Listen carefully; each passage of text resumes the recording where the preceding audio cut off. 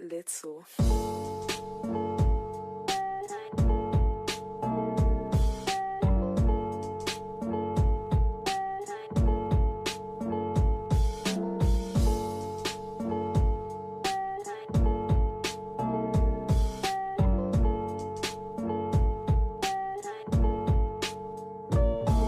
What's up guys, welcome back to the London car scene. And today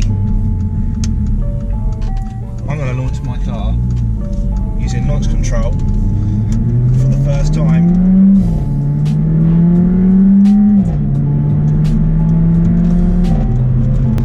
Right, let's slow down a little bit. Right, yeah, so I'm going to launch it for the first time. It's the first time I've ever done it. I've had it, well, since September last year. I haven't done this before. So I need to find somewhere quiet to stop and pull over, and then let the action start. So I've read online, I read into it because I wanted to do some research before I did a launch control with this car. And a lot of people say that there's a lot of things that have to be right with the car. It knows if certain things are wrong with it before you do the launch control, so it's a bit temperamental, but hopefully everything will be fine today, because I've just had an MOT done the other month. Everything's fine. I've got new tyres on there, as I said the other week. Nothing's on the dashboard, so we'll go find somewhere. Oh, I don't know how well you can hear these downshifts. We'll get around this roundabout.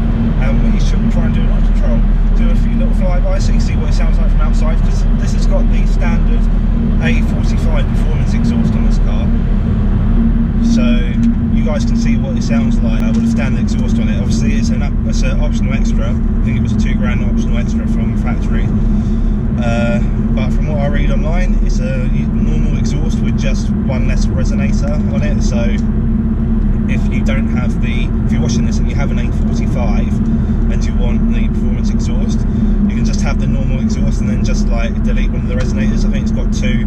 Obviously just delete one of them and then you've got the performance exhaust. Let's go find a little country road. We'll go down there and we should do a little launchy control.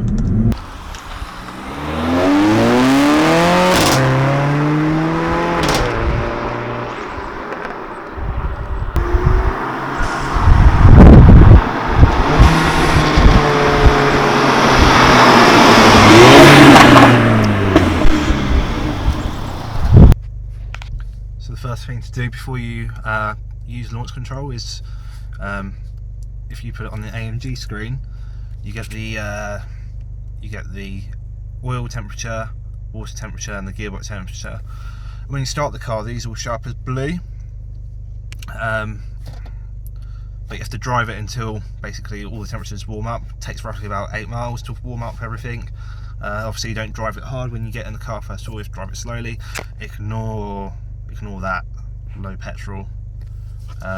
Obviously you don't launch the car with low petrol. I don't know if it actually gives up an error or not, but yeah, don't try that. So first of all, what you want to do is you want to press this button here, this one here, put it into manual mode. See the M on the dashboard there, next to focus, next to the where you select basically if you're in drive or neutral. Put it into drive, put it into manual. This button here, you hold it down and it puts it into sport handling mode. That's traction control off. Sport handling mode.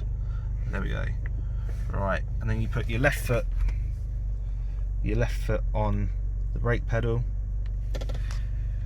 and then it's going to be really hard to show you this, but you press down the left. If I rest this here, the left paddle, this one here, and the right paddle, this one here, and it comes up with, race start, confirm paddle up. So then you press paddle up, race start available, depress accelerator, and then this happens.